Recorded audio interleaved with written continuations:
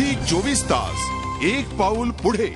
खरंच पुनर्निर्मितीचा एक वेगळा आनंद असतो, तसाच इतिहासाच्या पानांना पुन्हा उजाळा मिळाला की एक वेगळंच वातावरण अनुभवायला मिळतं।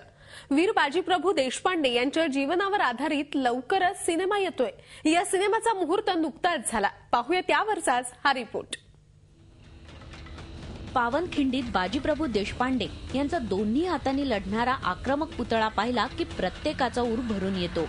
शिवाजी महाराज गडावर पोहोचेपर्यंत बाजीप्रभू यांनी प्राणपणाने लढवलेली पावनखिंड, बाजीप्रभू आणि बांदल घराण्याचे शौर्य, वीर बाजीप्रभू देशपांडे या सिनेमाच्या माध्यमातून आता प्रेक्षकांसमोर येणार आहे। या सिनेमाचा मुहूर्त नुकताच पन्हाळ गडावर करण्यात आला आणि संभाजी राजे यांना मानाची तलवार देऊन पावनखिंडीतील 350 वर्षांच्या इतिहासाचे स्मरण करण्यात आले।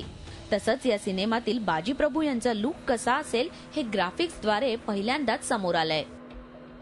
बाजीप्रभू देशपांडेंच्यावर चित्रपट व्हायला लागले याबद्दल मला मनापासून त्यांचा आनंद व्यक्त करायचा आहे।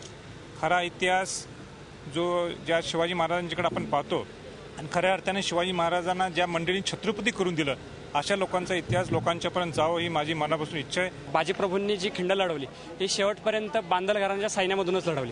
त्यांची जी खिंड लढवण्याची पद्धत होती त्या टेक्निकवर या पिक्चरमध्ये जास्त फोकस होणार आहे। तसेच ती जी जवळजवळ 352 वर्षापूर्वी खिंड लढवली गेली, त्यावेळी जो सिच्युएशन होती तो तसा काळ उभा करायची ती जबाबदारी त्या सगळ्या टीमवरती आहे। सिनेमातला बाजीप्रभू देशपांडे यांचा लुक तर ग्राफिक्सद्वारे रिव्हील करण्यात आलाय। मात्र या सिनेमात बाजीप्रभूंची मुख्य भूमिका कोण साकारणार हे अद्याप तरी गुलदस्त्यातच आहे। झी 24 ताससाठी कोल्हापूरहून दीपक शिंदेसह ब्युरो रिपोर्ट। झी 24 तास एक पाऊल पुढे।